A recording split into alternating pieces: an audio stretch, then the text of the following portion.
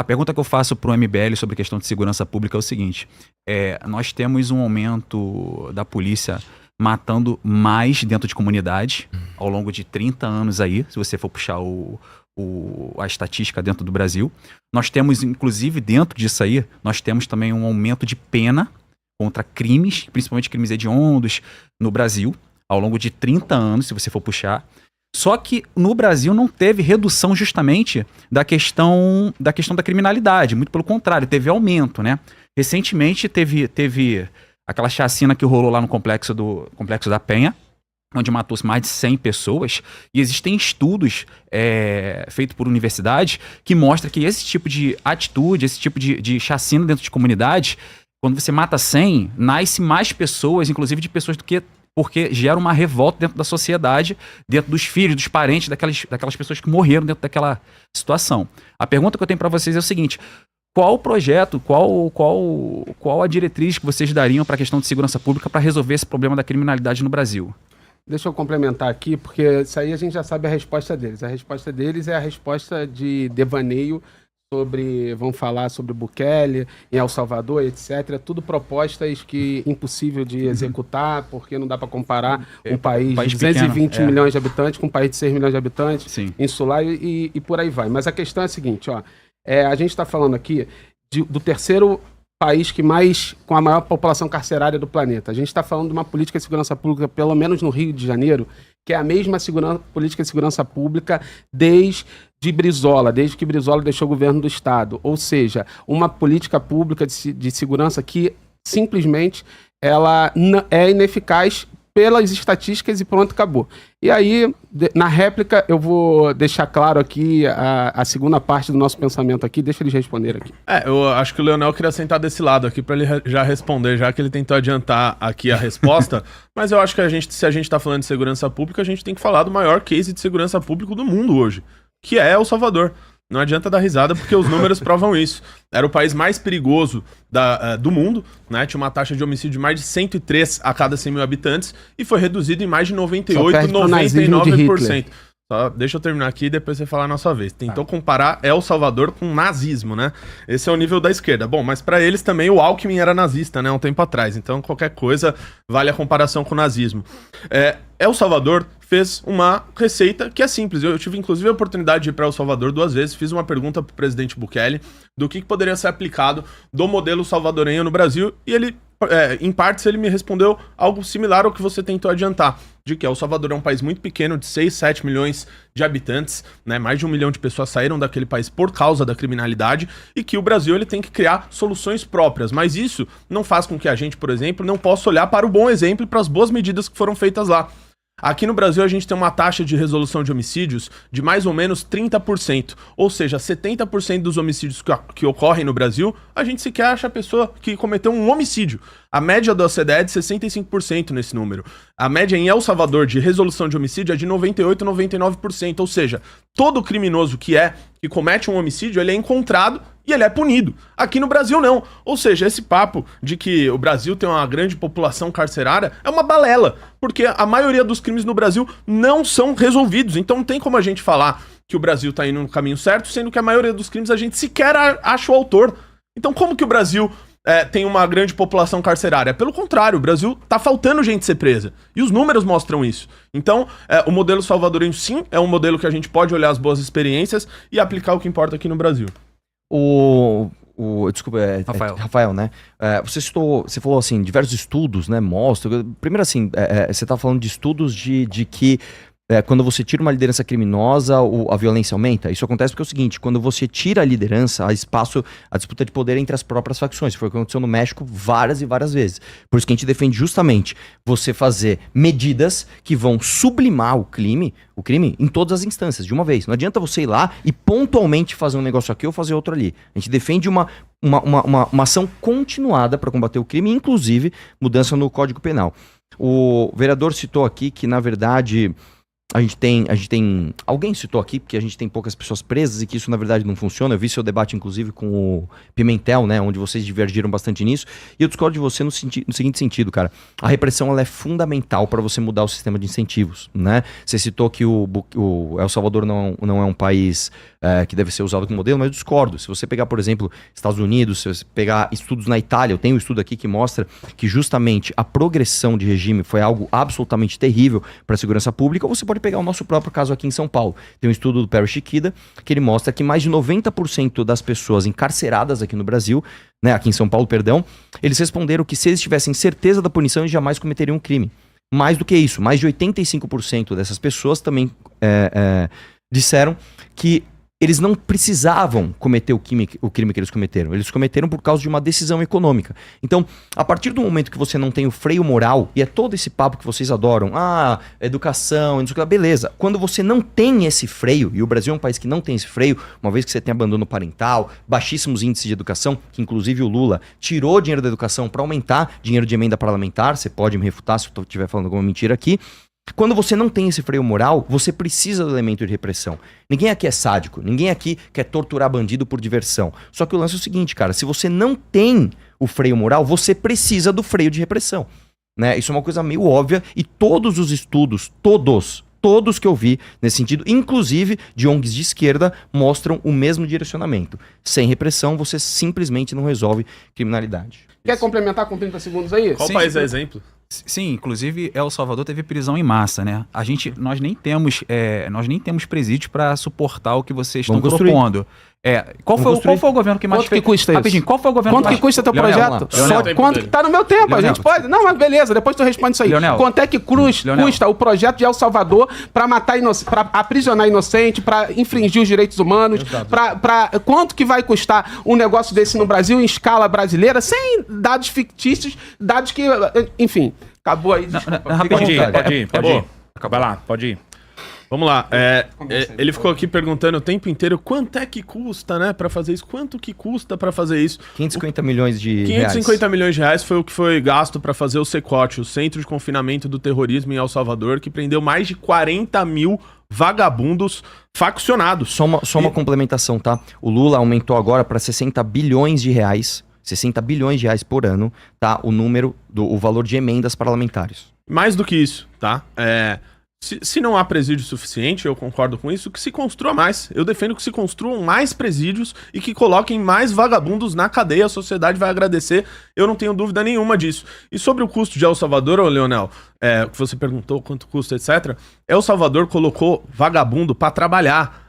Lá tem um programa que chama Ócio Zero, vagabundo, criminoso, de menor potencial ofensivo, esse tem o direito até de ser ressocializado. Ele vai lá e trabalha a favor do Estado para ele poder devolver à sociedade aquilo que ele roubou de outra pessoa. Então as pessoas passaram a trabalhar, limpar ruas, praias, a fazer equipamentos dentro da prisão, e aquilo fez com que o sistema de El Salvador, carcerário, se tornasse autossustentável, porque o próprio preso, ele banca a sua estadia na cadeia. Inclusive El Salvador tá vendendo vaga de presídio para outros países, vendeu para os Estados Unidos. Ou seja, é um sistema autossustentável. Essa desculpinha que você deu aqui de, mas quanto custa, né? Pode ser caro. O que é caro é o custo da criminalidade no Brasil, de você roubar, de você tirar algo das outras pessoas e de você fazer com que o país, você tenha que gastar coisas como, por exemplo, com blindagem de carro, com grade, com um monte de coisa que não faz sentido. Aqui em São Paulo tem gente que anda com o celular do bandido. Esse é o custo da criminalidade. Então, aqui a decisão é muito simples. Eu prefiro que se invista mais em segurança pública, que se gaste mais em segurança pública, porque a gente vive um estado de guerra. 25% do nosso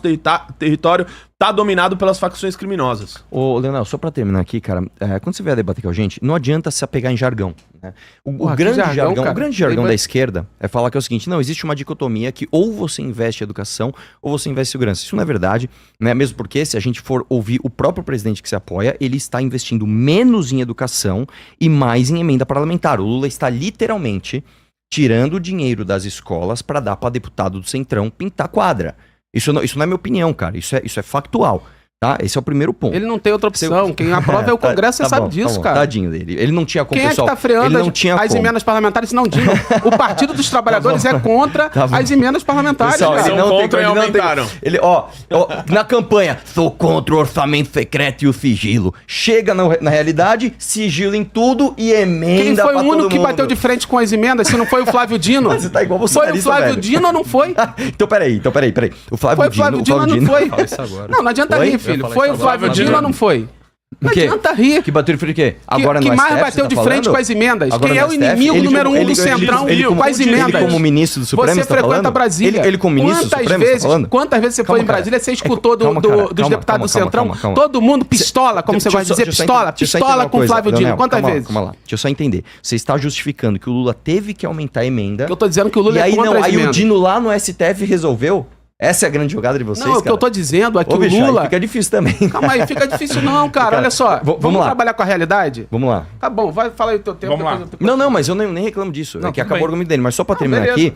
aqui, por que eu tô falando de falsa dicotomia, cara? Você tá colocando isso, você coloca como se resolver a segurança pública fosse uma questão moralista. Não é, cara. Isso é bem pragmático. Eu citei um estudo pra você, né, que mostram números. Né? Isso não é, E eu não moralmente... citei os números aqui, cara, Não, mas que eu o tô- gasto... Calma. Quanto é que custa um preso no Brasil? Eu não estou acusando você de ser Quanto é que moralista. custa um preso Leonel, no Brasil? Leonel, calma. R$3 mil em média. Não, calma. 3 mil reais em Leonel, média. Leonel. 3 mil reais você paga Calma, um Leonel, produtor cultural você tá na batendo favela espantalho. e Você ele tá batendo vai tirar espantalho. muito mais moleque Leonel, do crime você tá do batendo que espantalho. você aprisionar e infringir direitos humanos como deixa eu vocês falar uma querem. coisa. Não adianta você engatar a a gente segunda pode marcha. gastar menos, então, com o criminoso na Não, cadeia. mas calma, Se deixa esse eu é só o voltar problema... no centro do argumento que ele quis fugir. Não adianta você engatar a segunda marcha e sair falando de uma coisa que eu não falei. Tá, tudo O bem. que você Vou lhe falou escutar foi... atentamente e vou te responder. Você é um moralista, você está trazendo solução moralista. E eu estou refutando o que você está dizendo, mostrando que isso aqui não é uma questão, olha, por causa da moralidade e dos bons costumes. Eu estou trazendo números para você. Eu trouxe quanto custou o Secote, eu trouxe quanto o Secote hoje custa, que ele é autossustentável, e trouxe um estudo do Perry Chiquida, que não é de El Salvador, não é de outro país, mostrando pragmaticamente um número. Eu tenho outros números aqui, se você quiser. Né? O estudo do Perry Chiquida é muito claro aqui em São Paulo. A punição faz parte do desincentivo ao crime. É só isso. Perguntar pro Leonel, Pergunta pra tá? mim. O Rafael pode comentar, obviamente. 2 minutos, vai. Leonel, dia 22 de agosto de 2025, você fez um evento na Câmara Municipal do Rio de Janeiro, certo? Provavelmente. Você eu fez não uma lembro audiência não pública exatamente, lá, não. que você chamou o MC Urubuzinho, né? Que foi preso por comandar o bloco do PCC em Santos, certo? Nem tô ligado nesse Não cara, sabe, nem né? lembro. Não É um lembro, cara mas que- deve ter sido, ok. É um cara que pede pra dar rajada de tiro de fuzil no Porra, show dele. Sensacional. Faz a Sensacional pergunta aí. isso? Não, Eu faz acho a pergunta. terrível isso. Sensacional a pergunta. O MC Menor do Chapa, ele, que você também chamou pra esse evento que você fez lá, ele tem uma música que chama, literalmente, Comando Vermelho, tá? E nas músicas dele ele fala sobre DOCA, ele fala sobre um monte de vagabundo criminoso fazendo apologia a essa escória da sociedade. E em agosto de 2025 você protocolou um projeto, PL 803-2025, sabe qual que é? Pose do Rodo. Programa Pose do Rodo, Pose para do Rodo. egressos do sistema carcerário. Meu irmão, o Certo. Pose do Rodo, tá? Pra quem não sabe, né? O Pose do Rodo, quando ele entrou no presídio, ele colocou isso aqui, ó, no prontuário dele, ó, pessoal.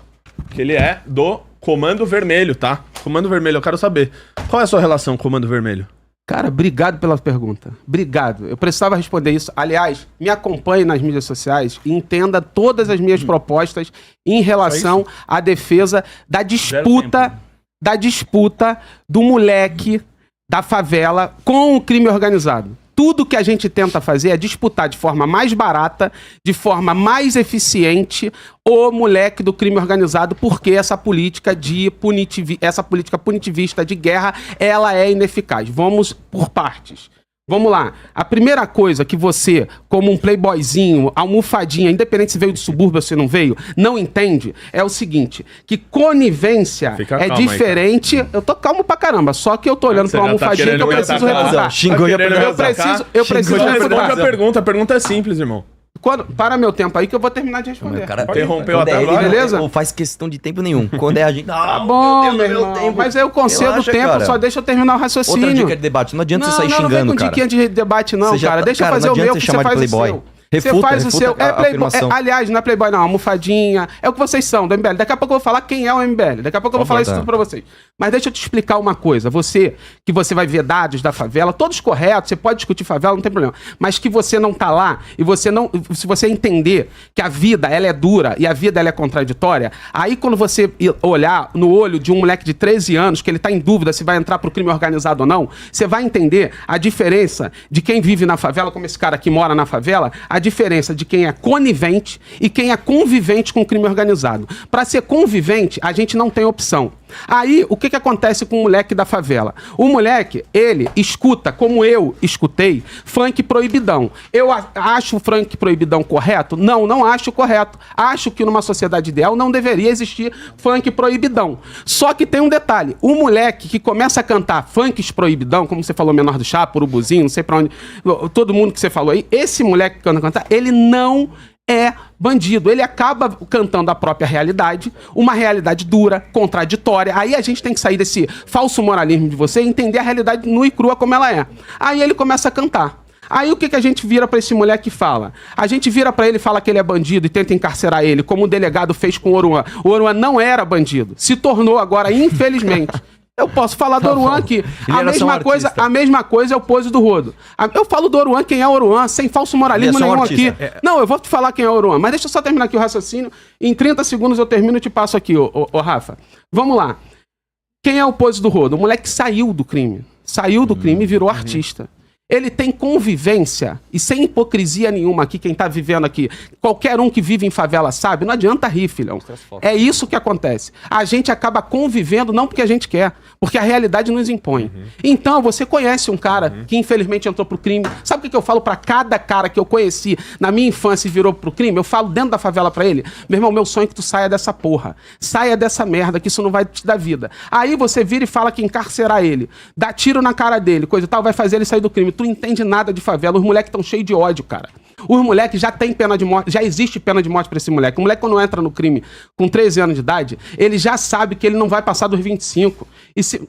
Tá bom. E ele não vai passar dos 25, ou seja, ele tem grandes chances, mesmo assim, ele tá cheio de ódio no coração e vai cometer o crime. E aí, o que é a política de Estado que deve ser implementada? É chegar lá, gastar muito mais dinheiro, punindo e cada vez enxugando mais gelo num escalonamento da guerra? Ou a gente gasta muito menos disputando esse moleque na base? A curto prazo, a médio prazo. Eu só fazer a pergunta pra vocês. Vocês convivem em comunidade? Não, eu não moro em comunidade. Mas já morou, já Não, eu conviveu, nunca morei em frequenta comunidade. comunidade? Você frequenta? Eu não vivo em comunidade, mas eu convivo muito com comunidade. Você convive próximo Convivo muito, próximo. Já conviveu próximo? Sim, eu tive empresa durante mais de 10 anos, Dentro de quase comunidade? dentro de uma comunidade. Praticamente dentro, meus funcionários eram todos de comunidade. É porque existem comunidades e comunidades, né? O próprio Rio de Janeiro... Vamos lá, você tentou meter um argumento de autoridade, não deu certo. Vai pra outra, vai lá. Isso aí que você tá fazendo é uma tática muito coach que você tá fazendo. É porque existem comunidades, assim, existe comunidade. Meteu um argumento de autoridade, não deu, vai lá. O próprio Rio de Janeiro existe comunidades que são muito difíceis de convivência, e existem outras que são mais fáceis, né? Mas assim, quem convive dentro de uma comunidade, é o que ele falou, não é conivente. A gente é obrigado a conviver com isso. Qual comunidade você veio? Não vou ficar falando aqui a comunidade que eu moro lá, que senão vai dar problema, que eu sou do Rio de Janeiro. Entendi. Entendeu? Você não veio da comunidade, vai lá. Eu moro dentro da comunidade. Tá bom. Atualmente eu moro dentro da comunidade. A tua é barra pesada, então?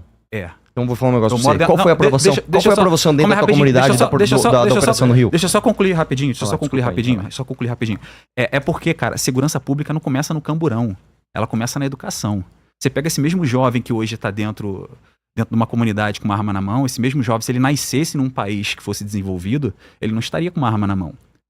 Vocês concordam comigo? Acho que vocês também concordam isso comigo, né? O problema que a esquerda defende é combater a estrutura. É a estrutura que torna esse indivíduo se tornar marginal da sociedade.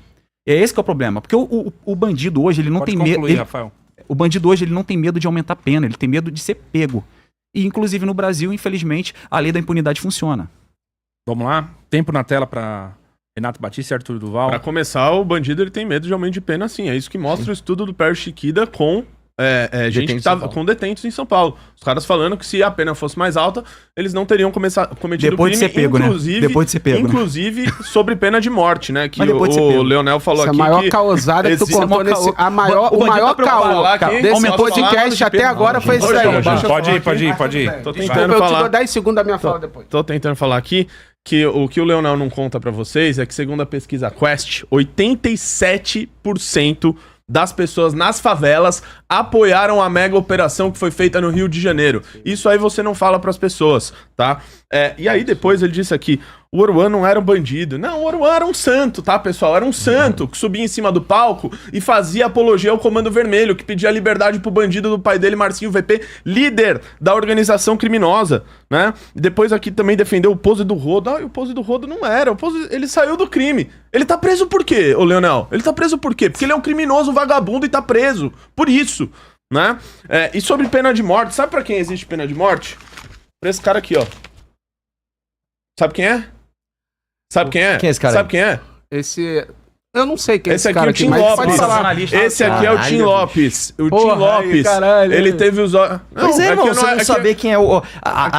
É que não é Não, engraçado. calma aí, cara. O quem é que Tim muda Lopes. uma Olha vírgula aqui. do meu argumento, Ó, ô deixa eu Arthur? terminar. Cara, você Porque vai ter seu eu não tempo. reconheci Você a vai ter o foto seu do Tim tempo. Lopes, Você vai ter cara. o seu Você quer tempo. fazer o quê, cara? Você não vai ganhar Você vê com debate argumento de assim, autoridade, você não reconhece Daqui a o pouco Tim você Lopes, vai vai ter o seu quantas tempo. páginas tem a PEC da Casa do pois é. Caralho. As pessoas Aí, não se leram, tu souber calma, responder, cara. debate. Calma, Puta bebe. que Vai, pariu, vai, cara. Olha vai. meus argumentos aí. Bebe uma aguinha, bebe uma aguinha. Deixa eu É terminar. normal, Já tô bebendo eu uma nem aguinha, tô falando muito, o termina aí. Renato tá falando, mas é normal o debate com a gente, a galera fica gritando, fica xingando. Cara, não vai por esse caminho. Eu tô falando pra você, não vai dar certo, velho. Vai na boa. Vai na boa. Você não reconheceu o Tim Lopes, você tá cheio de autoridade. deixa eu te falar. Porque eu conheço a vivência da favela, mano. Deixa eu te falar, cara. O Tim Lopes, ele teve os olhos perfurados, ele foi colocado dentro de um pneu e botaram fogo nele. Quem mandou cometer esse crime foi o pai do Oruan, que inclusive você foi lá na tua audiência, lá na Câmara do Rio de Janeiro, você deu voz, advogado, a mãe, né? Ô, tadinho do... Eu queria saber, cara, se você... No dia 18 de agosto de 2025, a Esther Barroso Santos, ela foi espancada até a morte, né, pelo Bruno Silva Loureiro, né, que era o conhecido como coronel, né, chefe do Muquiço. Eu queria saber se você ia lá, se você foi lá chorar junto com essas pessoas que foram vítimas do crime organizado. Eu posso citar 1 milhão de casos aqui, ou se você só faz isso quando a polícia mata vagabundo faccionado que tava de metralhadora na mata, combatendo a polícia. Você fez do outro lado? Não, né? Você só faz pra esse lado. Então por isso que a minha pergunta é que tu não respondeu, velho. Como que você só faz audiência pública pra homenagear vagabundo faccionado dentro da Câmara Municipal do Rio de Janeiro? Você já fez alguma coisa aqui pra vítima, pra gente que foi vítima do Comando Vermelho, das facções, do PCC? Não, você chama a gente que foi presa por apologia à facção criminosa pra falar do teu ladinho como se fosse inocente anjinho, cara. Vamos lá, o meu ladinho... Pode ir, 3 minutos. O meu ladinho é o ladinho do trabalhador que quer acordar cedo, trabalhar, não ser assaltado, é digno, é honesto e ponto. E o meu lado é o lado daquele moleque que tá ali com uns 13, 14 anos de idade e tá intoxicado com a lógica da violência e esse moleque precisa ser disputado pra ele não entrar pro crime. Vamos lá, um por um, vamos refutando toda a besteira que você acabou de falar. Primeiro, 87% dos moradores de comunidade aprovam a guerra. Mentira. Sabe por que é mentira? Eu duvido. E todo mundo vai ver. Posso terminar? As pesquisas mentem? Posso falar? Eu duvido você entrar em qualquer comunidade e conseguir uma pesquisa de opinião com o morador. Justamente por causa do crime organizado. Entendi. Então Essa a pesquisa Quest você falseou entra, aqui. como eu tô te falando, fake você não news. entende nada de favela, meu amigo. É fake você não news da entende Quest, nada de então favela. a Quest Você falseou. não entende... Não, deixa eu só terminar. É meio difícil- é meio porque ele difícil falou acreditar muita um pouco coisa. nessa pesquisa, Ele falou de muita verdade. coisa. Calma aí, cara. Quem é do Rio de Janeiro, verdade. independente se é de favela, não sabe. Qual é a chance de um morador de favela Falar que chegar aprova. lá e falou que aprova ou desaprova? Justamente por causa do crime organizado, que a gente combate, que eu quero combater, eu quero o fim do Comando Vermelho, eu Pô, quero não o fim sabia do que você era terceiro comando. negacionista, cara, de pesquisa. Cara, não é negacionista de pesquisa, é porque essa Não, pesquisa... é só quando convém, né? Essa pesquisa é falsa, ponto. Essa pesquisa é falsa, não adianta rir. Agora vamos lá. Quem é o Oruan, gente? É verdade, eu fiz uma audiência pública de MC Não É Bandido na Câmara Municipal. E chamou um monte de bandido. E aí, pra você poderia ser bandido. Naquela época, naquela circunstância, vamos lá. Quem é o Oruan? Para começo de conversa. Sabe por que o Oruan não era bandido? Sabe por quê? Porque o Marcinho VP, pai dele, como um líder e um cara inteligente e usa a inteligência pro mal, ele nunca ia querer pro filho dele que ele virasse um criminoso.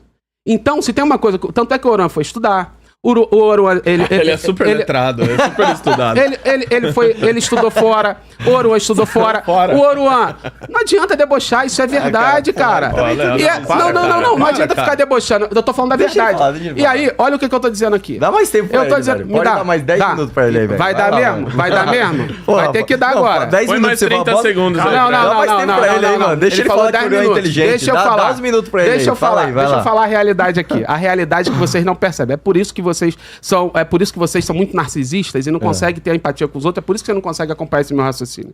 Beleza? Aí o que acontece? O próprio pai do Oruan, que é bandido, sim, coisa e tal, não deixava o Oruan se envolver no crime organizado. Quem é de favela sabe. Agora, existe convivência? Sempre existiu. A gente não nega isso. Existe convivência. Eu, enquanto agente público, vereador do Rio de Janeiro, seguindo os meus princípios, como eu falei, segurança pública não é problema, é consequência do problema, da desigualdade, da falta de educação, da falta de cultura, do sistema hiperverso e etc. A segurança, ela é consequência. Eu, enquanto vereador, estimulo a disputa. Eu queria, naquele momento, disputar esses MCs justamente para que eles não sejam jogados na criminalidade, como fez o próprio sistema perverso com o delegado, imputando provas sem legitimidade para o Oruan, como a questão do Poço do Rodo, eu falo depois. Leonardo. Posso concluir? Pode. Então, e aí o que aconteceu com o Oruan? Hoje, ele pode ser considerado um criminoso? Sim. Ele pode ser considerado um criminoso, porque ele está foragido da justiça, isso é crime. Eu concordo com isso, Só que ele tá muito por conta, a verdade seja dita, que o próprio sistema, que não gosta de preto, não gosta de pobre, tem nojinho, como mamãe falei, tem nojinho do vendedor de batata do Ceasa, tem nojinho dessa galera, tentou empurrar pra ele, imputando provas e etc, o crime pra ele. Assim ele acabou sendo preso uma vez, a primeira vez injustamente, a partir da segunda vez, vamos lá, meu. ele acabou de fato virando um criminoso. Fala, meus queridos, aqui quem fala é o Alan do canal Inevitável Cortes, e no meu segundo mês postando cortes aqui no YouTube de figuras do Partido Missão e do MBL, eu faturei cerca de 25 mil reais, ou um pouquinho mais de 4 mil dólares. E se você tem interesse em estar criando o seu próprio canal de cortes, eu preparei um treinamento 100% focado, mostrando o passo a passo para você estar conseguindo fazer seus cortes de figuras do Partido Missão e do MBL. Para acessar o treinamento é só clicar no primeiro link da descrição ou ler o QR Code que está aparecendo aqui no meio da tela agora. E se você gostou desse vídeo, não se esqueça de deixar o like e se inscrever no canal. Te vejo no próximo vídeo.